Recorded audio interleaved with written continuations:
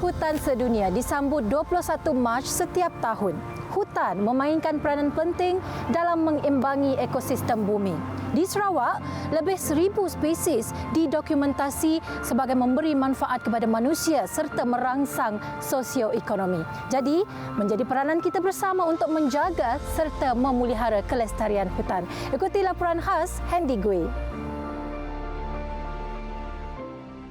Dari pembuatan kayu hingga ekopelancongan, hutan menawarkan pelbagai peluang bagi negara untuk maju secara ekonomi di samping menjaga warisan semula jadi. Malah, anugerah alam semula jadi itu dijadikan sebagai lokasi yang disifatkan sebagai penenang jiwa. Kadang-kadang kalau sudah lama dekat bandar kan, suddenly you feel very boring, very stressed, and you cannot find the meaning of life. So when you re-enter to our mother nature, you go back to the forest, masuk hutan sekali lagi, then you feel connected. Okay, you feel connected with the whole world, the whole alam semesta, the whole hutan. Okay, you feel that as if you are macam berhubung dengan tumbuhan, berhubung dengan pokok-pokok, berhubung dengan seluruh alam. That is the best experience regarding our forest and our nature. I think the forest is everybody knows that it is very important in our ecosystem, which produce oxygen, and naturally, of course, it gives us the back to our green energy. Dalam pada itu, Timbalan Menteri Sumber Asli dan Pembangunan Bandar Sarawak, Datuk Len Talif Saleh berkata, di banyak negara membangun, hutan berperanan sebagai penyumbang utama kepada ekonomi seperti dalam menyediakan peluang pekerjaan, pendapatan dan sumber untuk komuniti. Yeah, we consider that I think we really have to go back as far back as we can recall from the record that we have. Actually, the setting up the forestry department was in 1919. That's more than 100 years ago. So that reflects the importance of forests play in the livelihood of the people, including the climate, environment, the culture and whatnot. Meskipun penggunaan hutan penting untuk memacu ekonomi, namun Kerajaan Sarawak tetap memberi keutamaan kepada pemeliharaan kawasan yang dilindungi sepenuhnya atau TPA serta menjaga kawasan kepelbagaian biologi dan habitat kritikal. So then we came out with that to do that we need to look at overall what do we have in terms of the land mass that we have, which is what we have is around 12.4 million hectares. And how do we use it? Okay. So what we did was the cabinet agreed to have some land use framework, which stated that 1 million or one land mass out of 12.4 to be dedicated for what we call it totally protected area. That represent about 8% of our land mass. Selain itu, kerajaan juga memperuntukkan 6 juta hektar daripada 12.4 juta hektar itu sebagai hutan simpan atau hutan kekal yang mewakili kira-kira 48% daripada tanah tersebut. Hari Hutan Sedunia di Malaysia yang disambut pada 21 Mac merupakan bukti nyata komitmen negara kita terhadap pemeliharaan hutan. Jadi aktiviti seperti program penanaman semula hutan, pemeliharaan hidupan liar dan kempen pendidikan menyoroti peranan penting hutan dalam keseimbangan ekologi dan kesejahteraan manusia. Ini adalah hari yang bukan sahaja mencerminkan dedikasi berterusan Malaysia kepada gaya hidup lestari dan matlamat alam sekitar global, tetapi juga berfungsi sebagai seruan kuat kepada masyarakat untuk berganding bahu dalam melindungi harta alam ini demi kemakmuran generasi akan datang. Saya Handy Gui bersama juru kamera Faitullah Moni untuk TVS. Dan sudah tentu kita mempunyai satu kejayaan dalam pengurusan hutan. Kerajaan juga telah mengurangkan kadar pembelakan normally hutan kita kena potong. Tapi baru-baru ini kita ada mempunyai pendekatan untuk tidak mengalahkan pepotongan hutan. Jadi figure yang ada pada saya hari ini, kita telah mengurangkan kadar pembalakan kepada lebih kurang 2 juta meter padu setahun.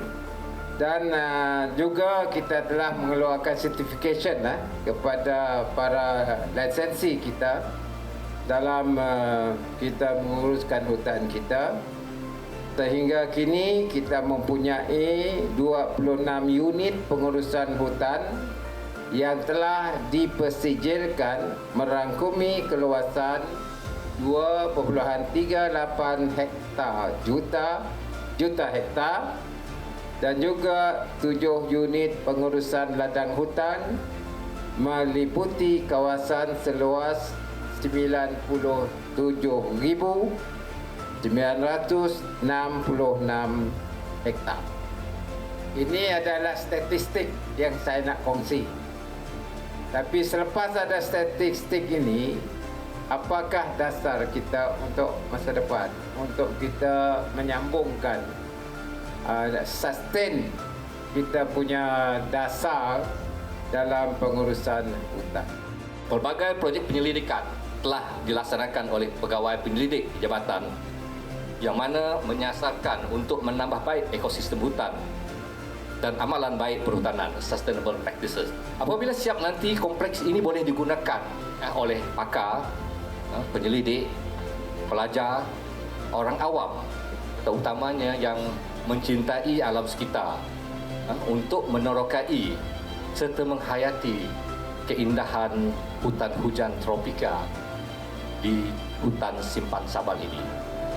Di samping itu, hutan simpan Sabal juga berpotensi besar sebagai salah satu tarikan ekopelancongan di bahagian Sirian, dan ini kita harapkan dapat meningkatkan tahap sosioekonomi masyarakat tempatan.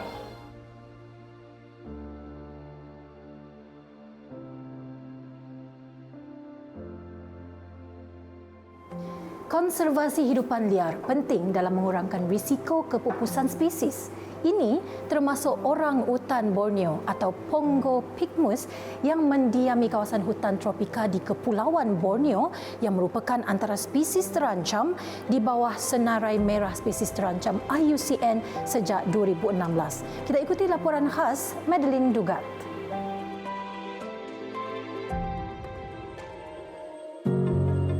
Menurut Warden Pusat Hidupan Liar Semenggoh Muhammad Azizi Ahmad Zaini, dikategorikan sebagai salah satu primat terbesar di dunia dan sepanjang hayatnya hanya hidup di atas pokok, orang utan hanya boleh dijumpai dalam hutan tropika di Kepulauan Borneo Malaysia, Sarawak dan Sabah dan Kepulauan Borneo Indonesia, Kalimantan dan Utara Sumatera. Pusat Hidupan Liar Semenggoh turut mengekalkan habitat liar orang utan bagi memastikan persekitaran sesuai buat spesies yang terancam itu. So disebabkannya lah banyak pengunjung-pengunjung luar yang sanggup berhabis duit mau datang, mau melihat dengan mata sidaknya pun macam ni rupa orang hutan tu, behaviornya, caranya bergayut atas pokok semua ya. Sebab pernah kami nemu pelancong yang datang dari luar semata-mata mau nanggah ke tempat-tempat tu. So ada yang menyadah macam jadi wishlist tidaklah. Katanya lagi, Pusat Hidupan Liar Semenggoh menjadi tempat perlindungan khas untuk orang utan daripada aktiviti pembangunan. Ia adalah bagi membantu memastikan kelestarian hidupan liar serta ekosistem yang berkekalan. Sebanyak 67 kawasan terlindung sepenuhnya TPA juga telah diwartakan dan dikawal selia oleh Sarawak Forestry Corporation SFC dengan keseluruhan kawasan seluas lebih kurang 2 juta hektar di Sarawak. Tambah Muhammad Azizi, di Sarawak 90% populasi orang utan direkodkan di Taman Negara Batang Air dan Santuari Hidupan Liar Lanjak Entimau. Ia katanya memberi kelebihan kepada Batang Air untuk dikenali sebagai antara destinasi ekopelancongan di Sarawak. kami dapat nanggalah. Mun sektor pelancongan kita yang lebih kepada eko pelancongan dan adat dan budaya. So di kawasan Batang Air yang memang masih preserve tidak pun adat dan budaya, so menjadi salah satu tarikan lah. Mun nak dikaitkan dengan orang hutan. Sementara itu, menurut Pegawai Penyelidik Persatuan Pemeliharaan Hidupan Liar WCS Malaysia, Merlin Mangad, WCS dengan usaha sama SFC masih menjalankan kajian populasi orang utan di sekitar Batang Air Lancak Entimau yang dijangka tamat pada penghujung 2025. Kajian terbabit katanya menggunakan penempatan habitat orang utan sebagai kaedah untuk menganggar bilangan orang utan di kawasan tersebut. Malah katanya kerjasama WCS bersama pertubuhan atau wakil komuniti setempat dalam program konservasi orang utan juga antara usaha berterusan WCS. Kini, 4 buah rumah panjang terlibat dalam Ulu Air Conservation Partners Fund LCPF iaitu Menyantai, Nanga Sumpa, Palataung dan Nanga Jambu. Ulu Air Konservasi pada tahun 2003, tahun Maret, telah mendapat geran daripada WCS Local Conservation Partners Fund iaitu LCPF untuk menjalankan aktiviti rintis untuk menyokong penghidupan yang mapan. Katanya lagi, usaha ini juga bagi memastikan setiap program seperti konservasi orang utan membawa kesan positif kepada kesejahteraan masyarakat setempat.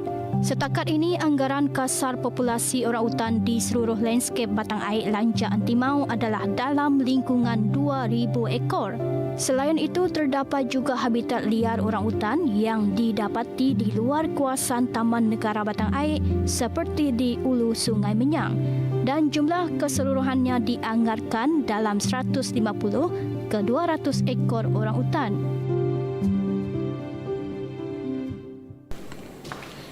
Pusat Hidupan Liar Semenggo telah menerima anugerah Pelancongan Cemerlang Dunia 2020 di bawah kategori program pelancongan mampan. Ini jelas membuktikan dunia mengiktiraf usaha Sarawak dalam memelihara dan memelihara alam sekitarnya. Bukan itu saja, ini juga merancakkan lagi sektor pelancongan di Sarawak. Laporan Median Lugat dan Juru Kamera Fikri Ransak, TVS Kuching. Sekian rangkuman edisi khas untuk edisi kali ini. Jangan lupa untuk terus saksikan edisi khas TVS pada episod akan datang. Ingat, setiap persoalan pasti ada jawapan dan setiap permasalahan pasti ada jalan penyelesaian. Saya Syira Abang Mansur, edisi khas TVS.